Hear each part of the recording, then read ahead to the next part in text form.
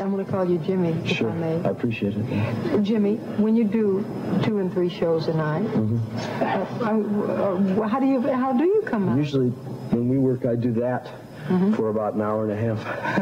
Good heavens. You've known each other for years, haven't you? Yeah, for 6 years. Where did you meet? What inspired this? Where did you meet? In a bar. In a bar. In New York. Yeah. You sure? We were both unrecognized at the time, so we had a lot to, in common. But you knew that you were both interested in music. Yeah. No, not music, really. Whatever you call it. You call it music. Yeah. What do you call this? Well, punk. What is punk? This isn't music. It's nothing to do with punk rock. Explain to me what it is. David. Well, it's not... my understanding of punk rock is something that's happened in England, I think, really over the last couple of years. But what Jimmy was doing, I'd never seen Jimmy, really, but I'd heard some of his albums, and it sounded like, I don't know, nihilistic rock. It was nihilism. But that's Which true. fascinates me. I love nihilism. I just love philosopher talk. No, but that's interesting. It's a little remote from reality at times. No, it doesn't. Oh, Not at all. No. No? No. But now, in your collaboration, what do you consider what type of music do you do then, David? Myself? Well, I don't ask Jimmy. And what kind of, you had heard... I'll tell you what he does. His is a bit up there. What I do. Yes, A it bit is. more airy. Yeah. My music is just basically, I look for things to tear apart, and, oh, that's good to whip, that's very You easy. don't even think about it before you do it. It just happens, doesn't it, when you... Well, a lot of what Jimmy did when we were in a... Do you mind me talking? No. You sure? Okay. In the studio, Jimmy would make up the lyrics on the spot, and we would keep everything that he did, and occasionally change a line after we recorded.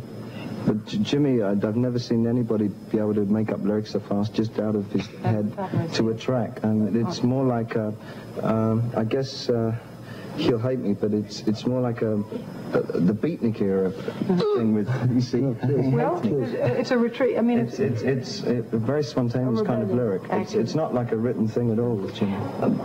Whereas mine is I spend months writing one word. Then I have to look it up and see how to spell it. Which is what most of us have to do. No, but David, what I mean is when you recorded Iggy first, or Jimmy first. No. Iggy already had 2 albums out on his own that he'd done himself.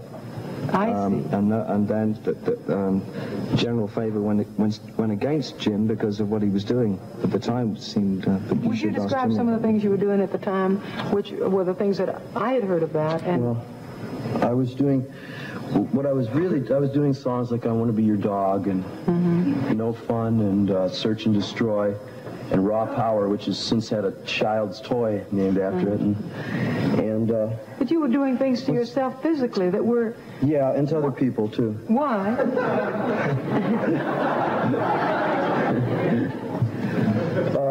Because I was bored and angry, and when I couldn't, when things would get when something that demanded action every day would keep pestering my mind and I couldn't do anything about it, finally sometimes I would give up and just resort to simple violence.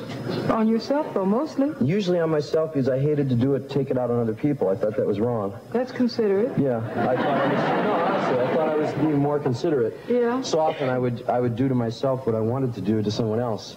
I mean, like, for instance, you poured hot wax on yourself once. Yes, but that didn't hurt. It didn't hurt? No, it doesn't. It just...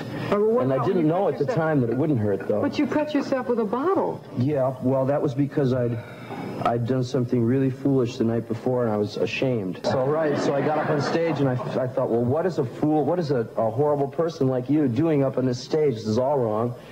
And I felt so bad that I thought, the heck with it, and I grabbed a glass. Oh, gee. But that was, well, I've had treatment for that sort of thing since.